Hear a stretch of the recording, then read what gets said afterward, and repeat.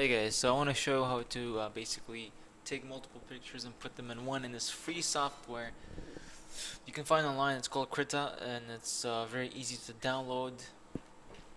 It's free, so you could use for whatever work that you do. First things first, let's bring in the images. So have them right here, and let me see 1 second. There we go. I press Control to select multiple ones. So drag and drop them right here. What does it say? An autosave? Nope. I worked on these before, so that's why it's giving me that. Alright, so first things first, if you've never used any kind of software that manipulates photos, by the way, I'm zooming in and out with the scroll button. It basically works with the opacity, this thing, which is opacity means also transparency. So from 0 to 1, it's a value of how transparent it is, right? Similar to if you were to look through a clear glass or a fogged up one, right? So we want to put all the elements on this picture, right? So let's cut from these images. So what I'm gonna do is I'm gonna select, roughly select an area, which is this one, by going here, the polygonal tool. And I'm not gonna do an amazing job because I'll show you guys why in a second. I just want to roughly take the thing out so I don't have to. There we go. And look, it's showing me this little circle. That means it's closing the selection.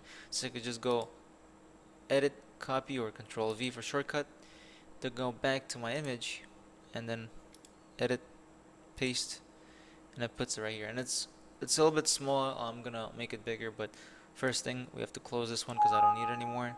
No, I do not want to save it. I want to bring in all my elements first and then close. So again, the polygonal tool, do a, let's say rough selection, okay, edit, copy, okay, here, edit, paste, right, close this one as well, I don't want it. Now, so it puts it into layers. Usually you want to, name them a little bit better. So for example, this one has a background, PG. This is going to be the swords. So I'm doing it with one hand, with the right hand, because right now I'm holding the microphone with the left. So let me just, this is the this little eye that you see here. It hides and reveals things. So I'm gonna hide that one. Select the swords one, and I want to move it around, right? So you do that by getting this move tool. I want to put it here, and I want to make it bigger to encompass this. So the tool for that is what's it called? It is this one right here, right? And what you want to do is you have to click shift, because otherwise it's gonna do this, right?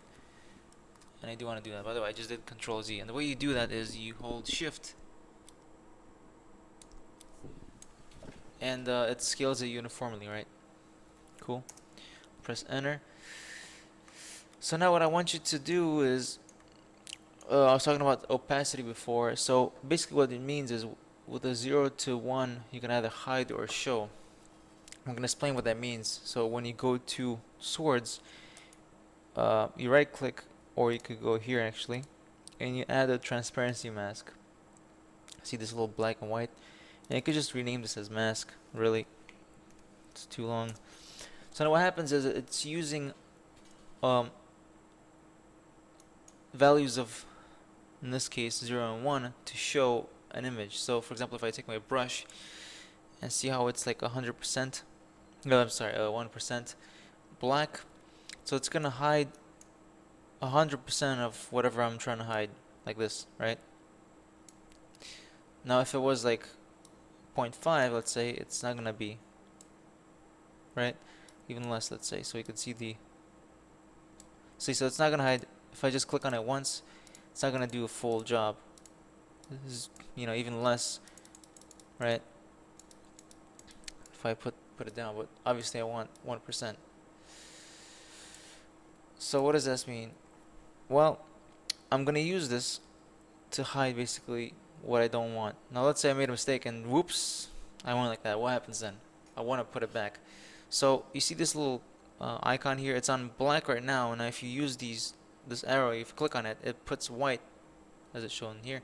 So basically you can put back all the stuff that you needed, right? And then the same thing with opacity. If you put point something, it puts back, but not everything, right? So I'm putting patches of it. It's not 100% or 1% in this case, putting back all this stuff. But the reason why I'm showing you this, if you first go back to black, is because you can hide it and put back whatever you need at any point. So it's kind of indestructible, you know. Maybe saying, well, this is not accurate. Well, you can,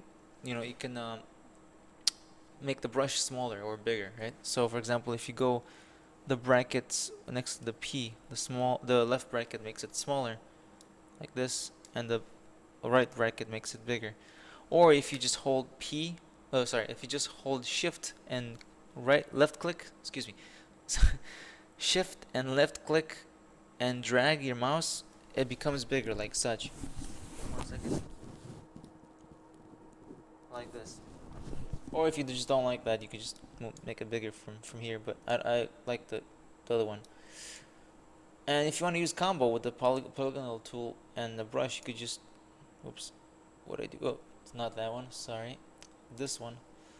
So you could just select things like this, right?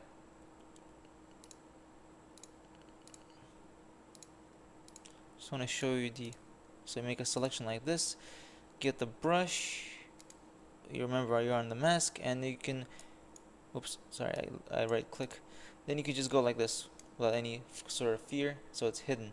And the same thing you could do by revealing it, right? Obviously we don't want to do that. Black again. Okay, so you just do that for everything really.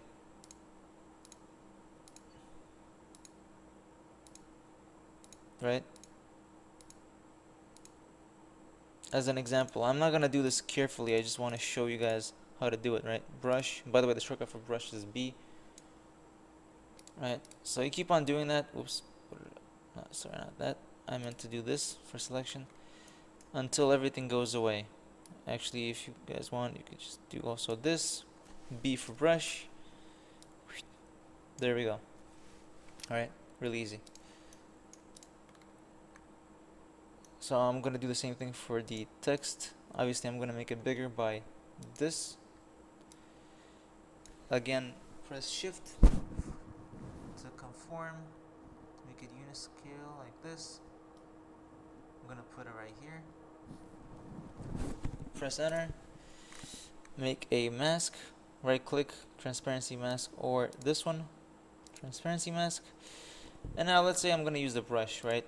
Because this is more, like for example, this one is good because it's kind of round, right? You could also do, like a round selection, but you don't need so. And for example, this one is kind of rough, right? So maybe you want to set the opacity like down so that it looks a little bit nicer. No, hold on, even more so. Like this, right?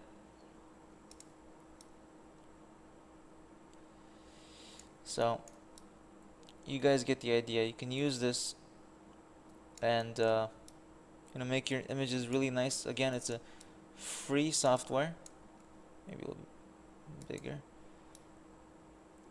and you can use it on your images, and that's that. And the way you save this once you're done with your amazing picture, oops, keep pressing right click because I'm used to Photoshop. Let's see.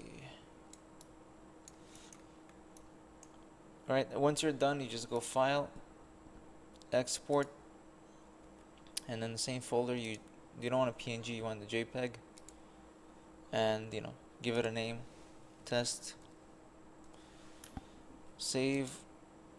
This, just leave it the way it is, you don't need to do anything, and press OK. And that's it. If you go back to the folder, it's right here. And that's that. And obviously this is a really quick rough example so you guys can see. You could practice it on your own, but these are the basics of the software. I hope you really enjoy it, and remember to, by the way, always rename this, especially if it annoys you. Sorry, it just bugs the crap out of me. And by the way, when you click and hold middle mouse button, you pan around, which is really important. Alright, I hope this helps you guys out. All the best. Like, subscribe, and all that stuff. And maybe if you guys like this one, maybe I'll do more on it. I usually use Photoshop. I can make tutorials on that, but since it's a free software, the one I'm using right now, I might as well use this one for the upcoming tutorials. Thank you.